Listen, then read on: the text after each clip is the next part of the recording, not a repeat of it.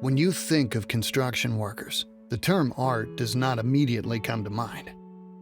But if you talk to workers who build things, they often mention their creativity.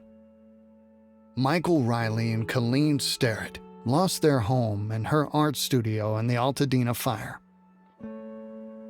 The art that was lost and the challenges of reconstruction are on their minds. Rebuild SoCal Partnership visited Michael, a union operating engineer, and Coleen, a well-known sculptor, on a Sunday afternoon as they planned for the future. Yeah, look at the pine, Michael. Yeah, I know, it's coming back. We were very enclosed in this space. We felt very safe in this space. I think we both felt that we could survive anything here, oddly enough. Yeah, I had a studio full of work, a 50-year archive of my works on paper, so it's pretty overwhelming. But having been here a number of times over the last 3 months, I really feel it's time to let go and Move on. yeah. This kind of hardscape is not done anymore. There aren't too many people around who know how to do this. One of the things that is really important to us is the fact that when the Corps of Engineers come to remove the foundation of the old house, is that this does not get damaged.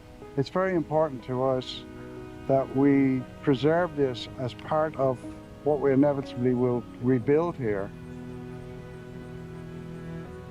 I looked to the east, and there was this very ominous glow in the sky right over there. And I knew instinctively, based on the fact that the wind was blowing at 80, 90 miles an hour at that point, that it wasn't good.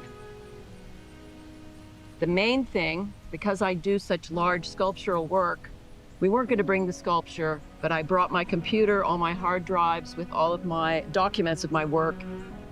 Dogs packed up, and we headed out about 9:45. Our neighborhood didn't get an evacuation warning until 3:30 in the morning.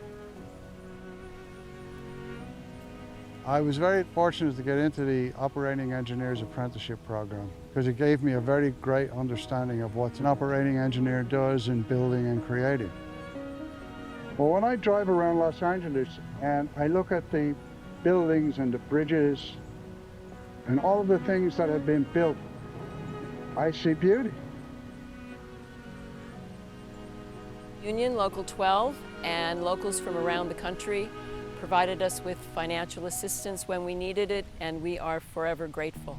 And it proves the strength of unity and being part of an organization that cares about people. David Sikorski, leader of Operating Engineers Local 12, could see the fires from his office window in Pasadena. He knew that many of his members would be impacted. Well, when the fires were still raging, we created a Local 12 Emergency Disaster Relief Fund, and almost immediately locals from throughout the United States and Canada reached out to help. Operator John Renner worked the excavator on the site. They requested us to come help do their house because they saw us on a previous house, so I felt lucky enough to help out a fellow member.